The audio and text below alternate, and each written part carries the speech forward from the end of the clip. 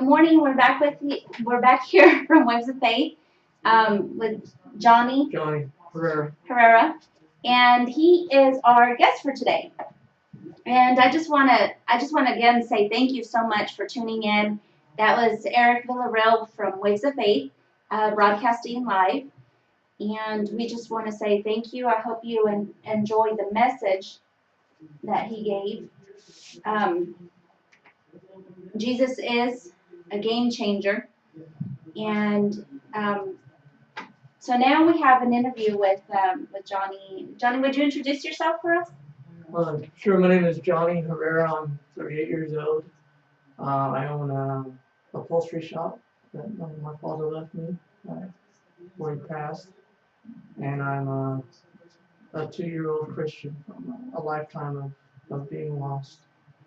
Wow. Okay. Well, you know the show is called "What Happens When You Say Yes to God." Mm-hmm. So, why don't you tell us a little bit about what has happened? What happened? Yeah, what has happened since you said yes to God, Oh. or what brought you to that point where you said, "Okay, I have to say yes to God now." Oh well, I grew up in Catholic school. My family's Catholic, and they have these classes called religious studies. Every year they teach you about the Bible and about Catholic history, and they don't know if it's any Catholic. They don't have the best history. And by the age of 13, I became an atheist. I decided that it didn't make sense to me, which I thought he's supposed to make sense to me, right? Yeah. I see how arrogant that is now. But I became an atheist in college. I don't like to admit this either, but I majored in philosophy. I don't know why. And I became agnostic, which means I kind of realized, well, if there is an infinite being, well, I'm not an infinite being home. So, but I really didn't believe in Jesus, or I thought, well, there's something else out there, but it can't be this. It can't be Jesus. I'm also. So you knew for sure it just couldn't be at that time. I knew that whatever's out there, it's not what the Christians are telling me is out there. There's no way. I became. I joined the Marine Corps for a while too, and. How long were you in the Marine Corps? I was in the Marine Corps for 8 years altogether. There's like the 2 years inactive and some reserve time. Yeah.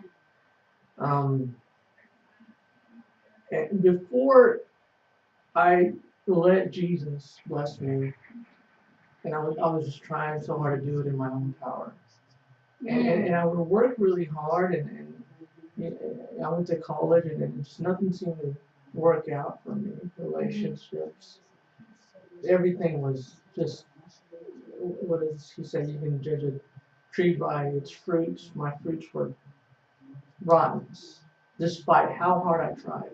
Yeah. Because again, like you said, you went to college and you just, everything it had to make sense. Yeah. So your life, again, going back to the philosophy and stuff, your life just had to make sense. Everything you built upon, your own structure, your own philosophy, your own understanding, and you said, this is what the world tells me, so this is what it should be. Go to school, get a degree, be successful, do all these things, which are good, but again, if we're doing it on our own understanding, that's when we fail. Yeah. And we have no fruits, like you said. Absolutely.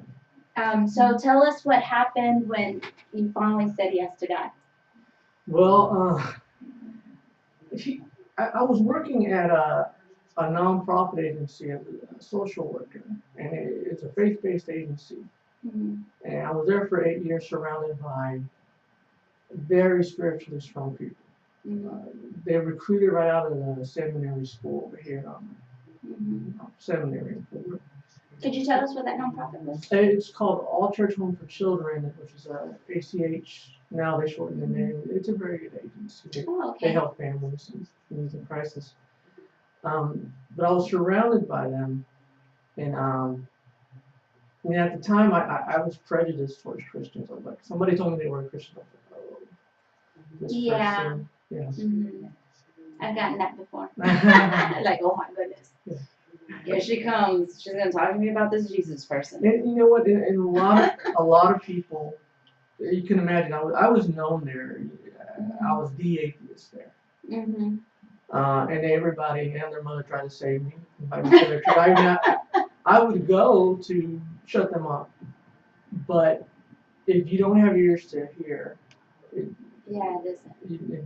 doesn't sink in. No. And I was just, the enemy had complete control over me, because any part of yourself that you don't give over to God, the enemy has. And so I was looking at people in the world through the enemy's eyes. And what that means is, when you see through the enemy's eyes, a lot of that. Would you agree that it's, you don't like people, you're very prejudiced, you want to stay to yourself, yes, just stay on your side and I'll stay on my side and let me keep doing life on my own. Yes. And so. Oh, and so, seeing things through the enemy's eyes, like you're saying, you see evil, you see the bad that they want you to see. Mm-hmm. And so, despite being with these Christians who, I was going to say, kind of weakened my anger, resentment, animosity towards them, because of just how, not what they told me, because I was just like, I wouldn't listen, but mm-hmm. how they lived their lives. Yeah. And, I couldn't help but notice that there was something about them. I didn't know what at the time, but, I can tell myself, well, I'm smarter than them, and they're just dumb. That's why they fell for this Christianity. But they're dumb. Someone just convinced them. Yeah, but I go, well, look at my life, and look at their lives. I couldn't help but notice that. So it was a lot of them were just so good, or so I thought. There was something very good in them that I just couldn't help but lower my defenses. Mm-hmm. What were some of the things that caught your attention about them being good? Like, what? Just small examples. Okay. Maybe if you could tell us a story or an incident.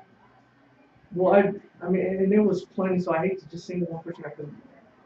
Everybody there at the agency at ACH. Hello, all my friends from ACH if they're watching. But I remember there was one young lady, whose name escapes me at the time. But she just seemed so. I mean, she's a very pretty young lady, and it seemed like at the time I saw her as just this little pretty white girl who had a sheltered life, and I had very little respect for her. She's nice, but she had a sheltered life. I'm a Marine. I grew up in a bad neighborhood. She does. Mm-hmm. So I didn't like her like I didn't like anybody. Yeah. And she came to talk to me one time, and I forgot what we were talking about, but I just couldn't help but notice that this girl was just so genuine in her behavior, she genuinely liked people. She wasn't being nice to people to put on a facade or anything. Yeah. I think you can just tell when somebody's genuine. Yeah. And I was trying to look. I was trying to look for the bad in these people, like I do with everybody.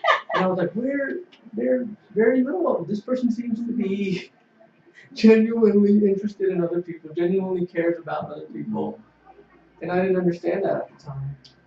Yeah, and that's often the story. That's often the perception. Mm-hmm. And once people get to see the genuineness or just the realness, I guess. Yeah. As a matter of fact, one of my friends that God used a lot to bring me to Christ, his name is David Pomerantz. He's this young white kid. I met him at a coffee shop. He starts talking to me, and he's the type of guy. He just talks to everybody because he's just so strong in the spirit. Mm-hmm. And he somehow he became my friend on Facebook. He started, and I didn't want to talk to the kid that long. I just saw him. I asked him something. He started and talking you were like, to me. okay, I gotta go. Yeah, but he was like, no. He kept talking to me. It's like, hold up, wait a minute. Yes, and somehow he got my number, and then he would call me and want to meet with me, and he'll laugh if he sees this. But at the time, I thought, is this kid gay? Why is he calling me?